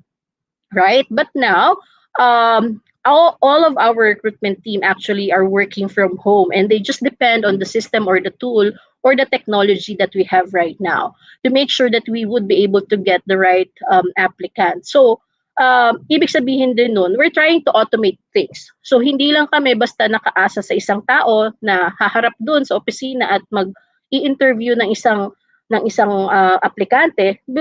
What we need to do this time around is to make sure that we have tools or systems that would be able to support that face-to-face interview. Okay? So yun yung ina-expect natin na kailangan sa isang kumpanya, kakailanganin ng isang kumpanya, and at the same time sa isang empleyado should be able to be ready in accepting a job. So what do I mean by this one? Kung sinasabi natin na mag-i-invest ang isang kumpanya sa work from home setup or blended work, and at the same time applicants or newly grads wanting to apply for a job should also invest in something.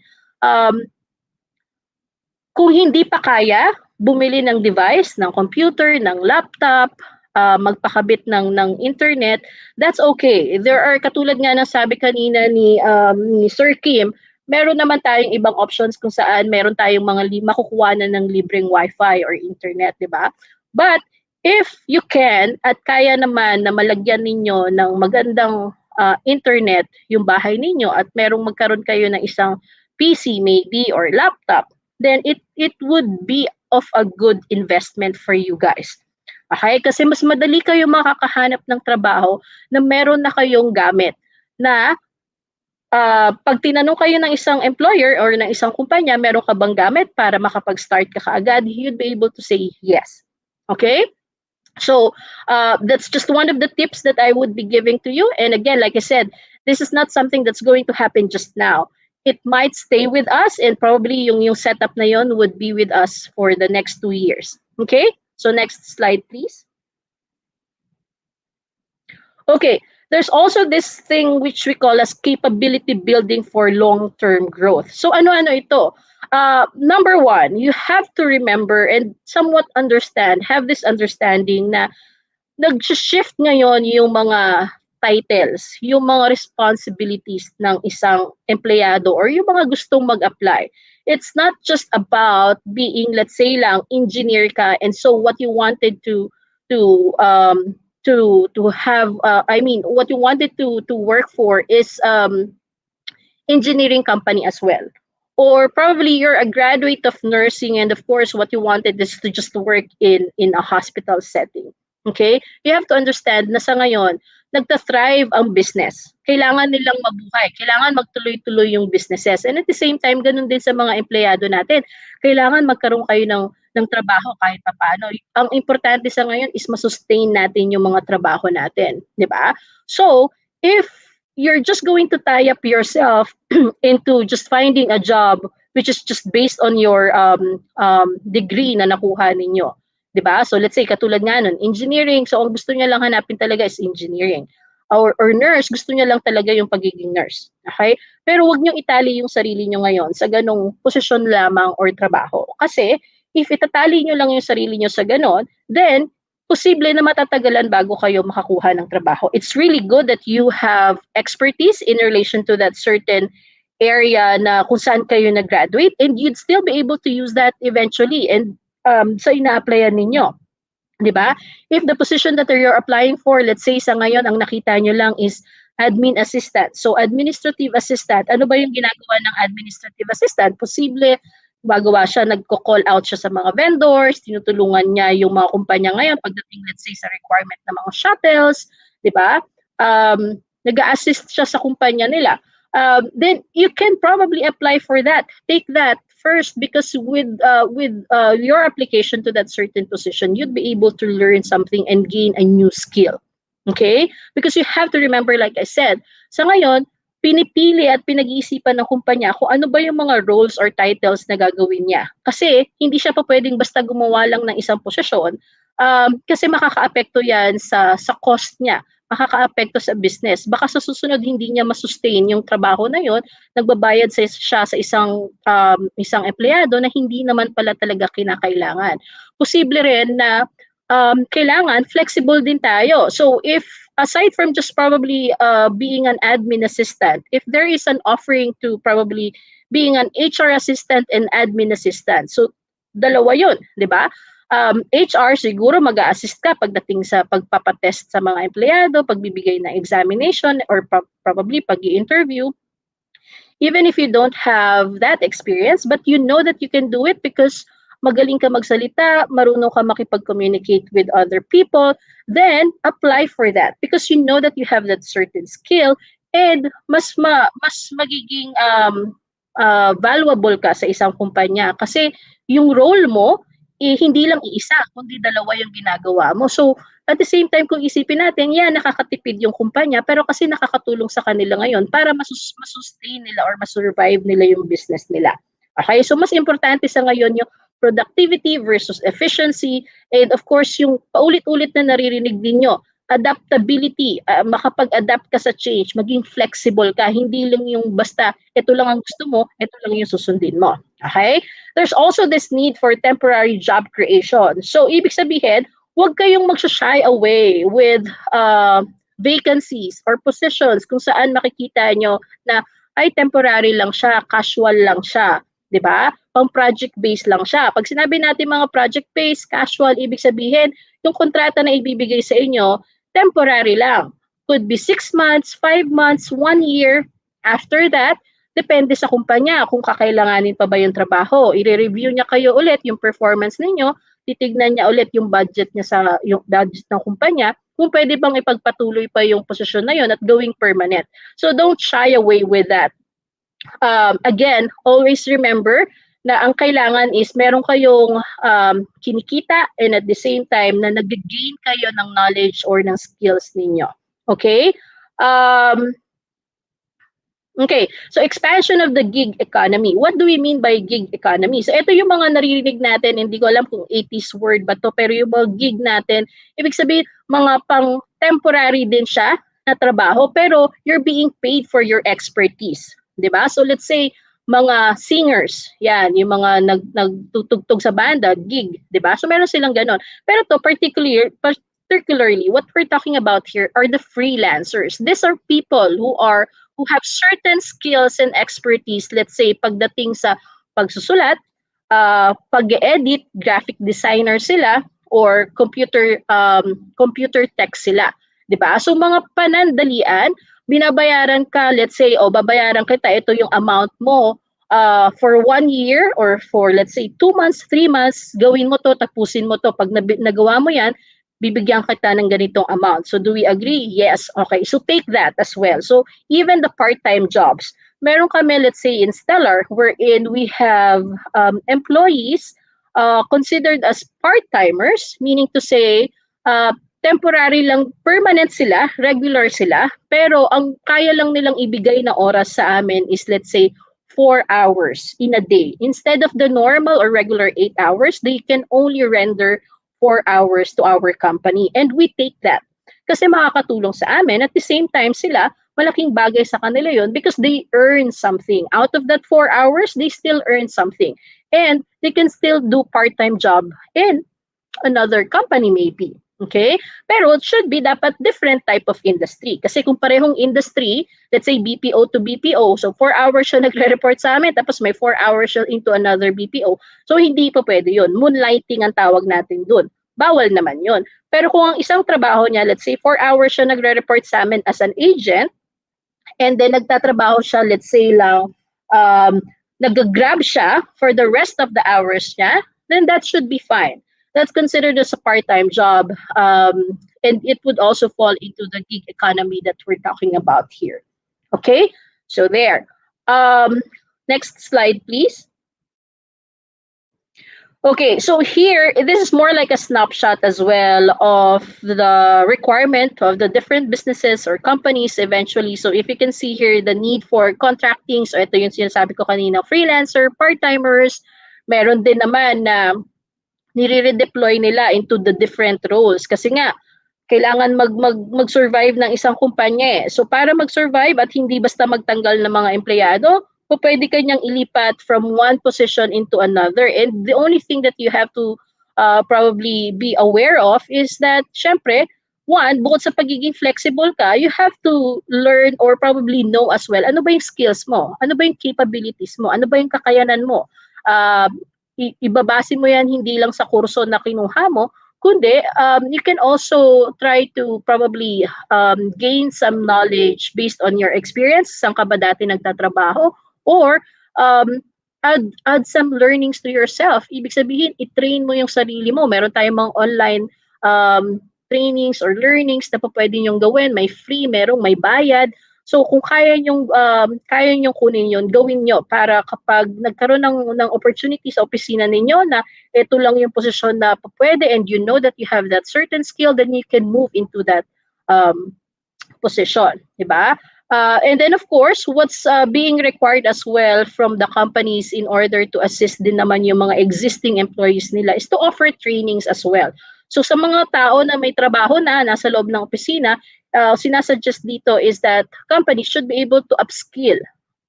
I-train din nila at a higher level or whatever specific skills ang target nila para do sa mga empleyado na meron na sila. Para makapag-survive din sila eventually kung ano man yung pangangailangan nila at hindi na sila kailangan kumuha pa ng ibang tao sa labas. Pwede na nilang magamit yung mga empleyado na nandoon, which is an opportunity as well to to move up. And then there, like I said, for you guys to also try and see ano ba yung mga opportunity na nasa labas when it comes to upgrading your skills. So meron tayong mga online learnings nga dyan or online trainings that you can take as well. Okay, next slide please. Okay, so what are these new skill sets that will likely to be in the high demand going forward? So yung iba dyan would be, so these are just examples. Pagdating sa tech sector, yung mga AI or artificial intelligence, most likely in demand yan. Graphic design, web design, online marketing, web security, and cloud-based technology. So meron tayo nito, may mga courses tayo nito sa Pilipinas at hindi lang naman sa Pilipinas in demand to, even in other countries. And what's good about the situation right now is that you can remotely work. So meaning to say, hindi mo naman talaga kailangan lumipad at magpunta, let's say, sa ibang bansa kung ang nangangailangan ng trabaho ay ibang bansa. If you have the knowledge, you have the skills, you have the experience, you have the technology, then you can work from here with your family, with your loved ones, and then, support a different country as well. It's the same for the health sector. Ang kakailanganin natin, syempre, with this pandemic, at hindi pa natin alam kung paano ba, ano ba magiging storya natin with this COVID-19 pandemic, physicians or doctors, of course, nurses, and even lab techs would still be in demand. In the research sector naman, there would probably be a demand in relation to the biological sciences, yung epidemiology, pharmacology. So pharmacology is more like a study of the medicines, diba? And then computer-related technology pagdating sa sciences. Okay. There's also this online learning sector, which probably would be on online teaching. So bukod sa, let's say lang, you have a different language that you know of, at pwede ka naman magturo. Kaya mo mag-Japanese, kaya mo mag-Chinese. So, uso yan. Pwede nyong gawin yan ulit as a gig or as a part-time job. Kunin nyo. Huwag kayong mag-shy away on those things. Of course, in relation to the online teaching, yung pag-develop mismo ng modules, that would be of a big help. Number one pa rin na mag-fly pagdating sa business would be online retail. So, yung mga shopping online, Shopee, Lazada, mag-continue pa rin yan. National delivery services, so that would be, of course, yung Grab, number one, or could be yung to go, what else? UPS, yan yung mga national delivery services that would still be in demand for the next years to come. So there. Okay, next slide, please. Okay, so again, this is more like a snapshot of the mix of occupations that will be in demand and kung ano ba yung magiging trend eventually. We don't have here Philippines particularly, but whatever it is, usually naman or more normally that's happening in other countries, ganun din naman yun. Magti-trickle down din yan sa Pilipinas. Okay? So if you can see here, of course, there's always a demand in relation to healthcare professionals, in education or workforce training. Okay, so there. So that's a snapshot of that one. Next slide, please. All right, so also this one is very important, I think, for the working sector and probably to those who are just about to apply, newly grads at gusto talagang makapaghanap ng trabaho. I think it's very important for you to recalibrate your understanding of fairness based on the current employment market. What's fair before may not be fair now. What do we mean by that? Kasi pare-pareho tayong nagsusurvive. Pare-pareho tayong trying to sustain the work and the business. And may mga pagtitipid tayong ginagawa bilang individual kapag nag-a-apply tayo at the same time or even if kapag nagtatrabaho tayo, for the companies or the businesses, it's the same. They need to make sure that they try to have savings as much as they can, makapagtipid sila as much as they can kasi hindi nila masasabi pa kung ano ba yung pwedeng mangyari sa susunod na mga taon. Okay? So, previously, employers dictate the offer. Previously, yung mga aplikante, sila yung nagdi-dictate normally, lalo na kung they do have a lot of experience or probably a certain degree, sila yung nagdi-dictate or sila yung nagde-demand kung magkano ba yung gusto nila for a certain position or what specific title maybe they would like to have. Pero ngayon, you have to understand na dahil nga nag-a-adjust tayo pare-pareho, companies or employers also dictate the offer since company budgets are constrained and they need that to survive the crisis. Okay? So, meron lang susundin ng isang kumpanya sa ngayon, sa panahon na to, na ito yung amount na kaya kong ibigay sa'yo. So, it doesn't mean that we cannot negotiate when it comes to the salary or the offerings, but we have to somewhat have that understanding as well na ang mga kumpanya kailangan din nilang mag-adjust at magtipid. Okay? New graduates will be vulnerable because companies are looking for talents who can hit the ground running. So, katulad na sabi ko sa inyo kanina, di ba? Ang mga kumpanya sa ngayon, kung may makikita kayo nag-offer ng part-time, project-based, casual, kunin ninyo. Kasi sa ngayon, yan ang pangangailangan nila. But you'll never know. Probably by next year or before matapos tong taon na to, maging maayos pa yung business nila, maging, alam mo yun, nakita nila na it's getting steady, then you'd be part of that permanent group. Ibig sabihin, pwede nila kayong i-absorb at hindi na ninyo kailangan pa mag-apply sa ibang kumpanya. Nandoon na kayo, nag-start na kayo, and you'll be able to enjoy the benefits na meron sila. So, kahit na bago pa lang kayo, huwag kayong mahiya katulad ni sabi nga ni Sir Kim kanina, 'di ba? Apply lang kayo kasi eventually you'll never know, 'di ba? You might have that skill already or the requirement that the company is looking for. Okay? And also tulungan niyo 'yung sarili niyo na magkaroon kayo ng bagong skills, ng bagong ma-train niyo 'yung sarili niyo into the different types of skills, maybe that could be a soft skill para lang mag-upgrade kayo or mag-upskill 'yung mga ano niyo. Yung skills nga ninyo. Okay? you also have to remember that it's not just for you guys na baguhan, na newly grads lang or kakagraduate or pag-graduate pa lang, huwag niyong isipin na lugi kayo, na kayo yung pinakahirap dito. You also have to remember even the executives, those people who have experiences already, who are in a higher position, managers and above, sila rin affected sila. Kasi meron din tayong mga empleyado na either natanggal sila kasi nagbawas ng mga empleyado, meron naman may pay cut sila na tinatawag, meaning to say para lang manatili ka sa isang kumpanya, babawasan nila yung sinasahod mo, okay?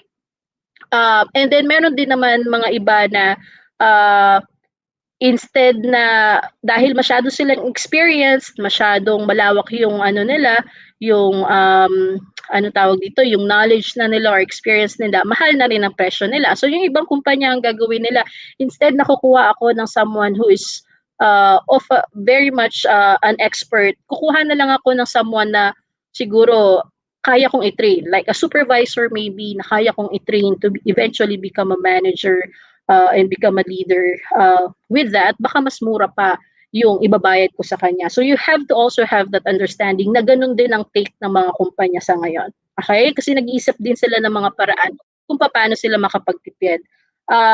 And of course, on the side of the employers, we have to understand that we need to somewhat still protect our employees, and there should still be diversity and tap talents regardless of the location. What's good right now, like I've mentioned earlier, is that kahit saang location ka, kung pwede ka magtrabaho, di ba? Depende, kasi kung nag-offer sila ng work from home, then it would be an opportunity for you. Like working, let's say mothers na may mga bata na kailangan bantayan sa bahay, pwede silang magtanggap ng trabaho kasi meron namang offering for work from home. They can still work and at the same time take care of their children. Just to give an example, let's say for us in Stellar or Probe Group, we have different sites. We have Naga, so that's in Bicol. We also have Cebu, we have Pampanga, we have Cubao, we have Eastwood. So Cubao and Eastwood are in Manila or Quezon City.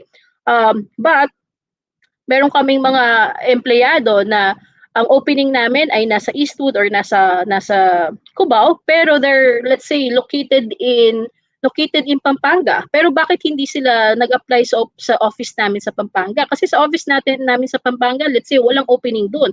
Pero sa Eastwood and Quezon City, may opening siya. Dahil work from home naman, even if they're in Pampanga, they can actually apply for a job. We have hired them and they're actually working now. Diba? So yun sinasabi natin sa ngayon, wala nang borders, which is much better. Even for the mothers who have newly born babies, they can still work kasi nga work from home sila and they do appreciate that opportunity. Okay? So there. Next slide, please. Okay, so what are the takeaways? So this is just a summary. Of course, you always have to remember that in any businesses and with the future works, safety and security as well as mental health would be a top priority. Okay, invest in remote learning. Build your skills that are tech-enabled. Work on developing soft skills or power skills. So ito yung sinasabi ko sa inyo kanina. Communication skills, very crucial yan. Very important yan. Okay? Teamwork maybe on conflict resolutions. Yan ang isa sa mga examples lang ng pwede nyo pang ituro sa sarili nyo or pag-aralan pa. Consider marketing your skills or talent as a freelancer to take advantage of an expanded gig economy. So yun nga, kung magaling ka magsulat, magaling ka pagdating sa video editing, maghanap ka rin ng pwede mong pagkakitaan on that aspect. Seek new responsibilities to demonstrate that you are flexible and adaptive employee. Colleges or university, it's also very critical for them to actually respond to the needs of the local employers and provide those skills. So what we're also expecting from colleges, and like an example right now with the partner school that we have, tinutulungan nila kayo na ipakilala sa mga kumpanya. Okay? At the same time kayo, para malaman nyo ano ba yung meron dito sa mga kumpanya na to. Okay? And i-train kayo kung ano ba yung kakailanganin ng mga kumpanya na to. So there are certain programs or probably there are offerings of certain degrees para matulungan nila kayo na ma-prepare kayo dun sa kung ano man yung in demand right now sa business or ng mga employers natin. Of course, connect. It's very important for the universities for colleges and businesses to actually connect para malaman natin paano tayo magtutulungan para masigurado natin yung mga newly grads natin, mabibigyan sila ng trabaho and would be able to enhance their skills eventually to become part of the working group. Okay, so those are the takeaways that I have here. And few items maybe that I still have here. Next slide, please. Ito paulit-ulit na naririnig ninyo. Narinig niyo rin siya kanina kay Felicity from VXI and at the same time with Mr. Kim, right? Yung change, yung pag-survive, yung pag-adapt. Okay, so what do we mean by that? If we go to the next slide, please. So adaptability or to adapt means that there is a capacity to cope with and capitalize on change and the ability to recover when unforeseen events alter life plans. So ibig sabihin, hindi natin mapapredict palagi kung anong mangyayari sa atin bukas sa susunod na araw, di ba? But what's important is for us to actually be able to adapt, to be flexible enough na makapag-adjust tayo. Adapt means more like to adjust, makasunod ka. It's not a personality, but a skill. So ang sinasabi kasi ng iba, I don't have that personality of, to adapt. But we have to remember that it's not merely a personality. It's actually a skill. It's a skill that you can learn. Okay? Be creative and be flexible. It's more like, consider it more like a survival skill. Okay? You can start off by having a positive uncertainty. And it means that you can start by accepting that we will get through it. That things we can control versus, and we should be able to identify things that we can control versus things that we cannot control. So I think those are the parting words that I have here, and I hope that the landscape that I have shared with you would be able to help you out as you try to find your way in the working group. Thank you so much. Thank you for that, Miss Naji. All right, ma'am, I've been alerted that I have to limit my Q&A for your session po. Yeah, sorry. Addressing one question here from Sir Zeru Sanor Hotasara, asking about openings po for Bicol-based applicants. For Pro Group po ba do we have vacancies for in Bicol? Yeah, sorry, unmuting myself. And yes, we do have a lot of vacancies there. Majority of those really are for customer service or agent position. You can check out our link in jobs180.com/stellarxm. All right. So thank you for that, Miss Naji. Thank you, Sir Jeruden, for that question. All right. Ma'am, I won't keep you longer po dito sa natin discussion natin. From Jobs 180 team and from ICI College and also from CSPC, we'd like to thank you po for lending the time to attend this session, and we hope we can invite you again, ma'am, in future sessions as well. So thank you po, Ms. Naji. Have a great day po. Thank you. Bye-bye. Bye po, ma'am. Alright, so sana marami tayong natutunan doon sa mga discuss ng ating speakers, no?